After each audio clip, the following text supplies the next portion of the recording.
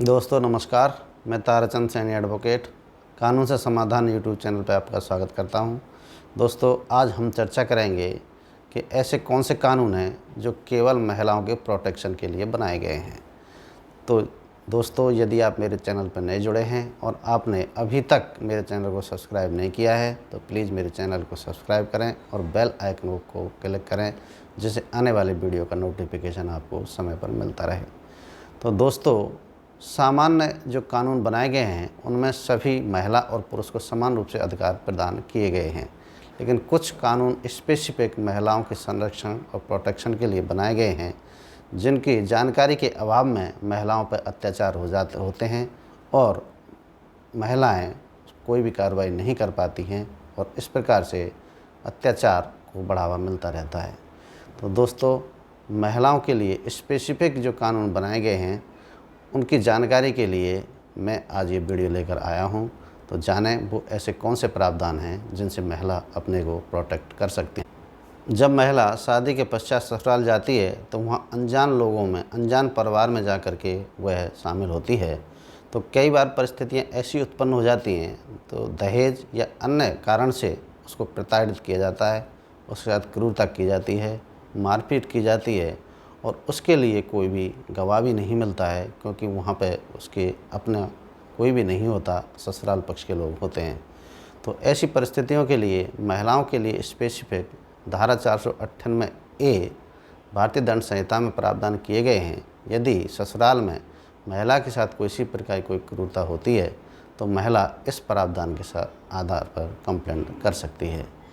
कई बार महिलाओं को जो स्त्रीधन होता है जो उसे गिफ्ट में या किसी प्रकार से ससुराल पक्ष या पियर पक्ष पर दिया होता है, उस पर केवल महिला का अधिकार होता है, लेकिन पति या ससुराल जन उसको उपयोग नहीं करने देते, उसको नहीं देते।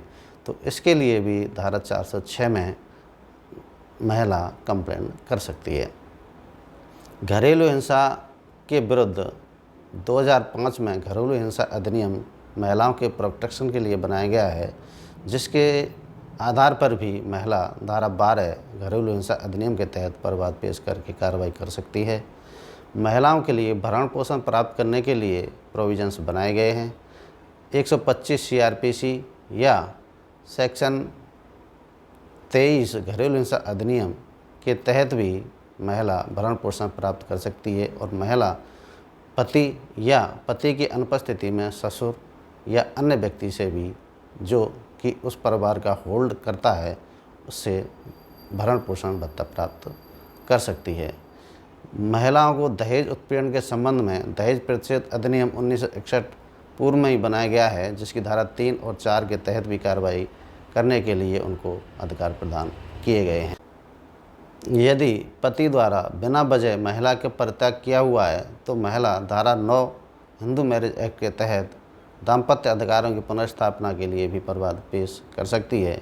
और यदि महिला के विरुद्ध अत्याचार इतने बढ़ जाएं या पर उसके साथ रहना संभव ना हो तो महिला डाइवोर्स के लिए धारा 13 हिंदू मैरिज एक्ट के तहत कार्रवाई पिटीशन पेश करके करा सकती है।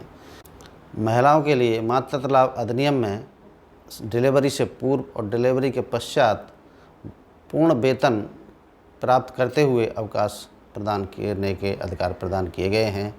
महिला की गिरफ्तारी के संबंध में स्पेसिफिक प्रोविज़न बनाया हुआ है कि यदि किसी मामले में महिला को गिरफ्तार किया जाएगा तो उसको महिला पुलिस अधिकारी ही गिरफ्तार करेगी और उस गिरफ्तारी का समय सूर्यास्त के बाद नहीं होगा। सूर्योदय से बाद और सूर्यास्त से पहले ही किसी महिला को गिरफ्तार किया जा सकता है। यदि पति एक पत्नी के रहते हुए दूसरी शादी कर लेता है तो महिला को धारा 454 में कार्रवाई करने के भी अधिकार प्रदान किए गए हैं। महिला पति और पिता दोनों की संपत्ति में अधिकार रखती है। यदि पिता की संपत्ति में उसको उसके भाई या अन्य द्वारा अधिकार नहीं दिए जा रहे हैं तो वह उसके लिए भी हिस्सा मांगने के लिए कार्रवाई कर सकती है।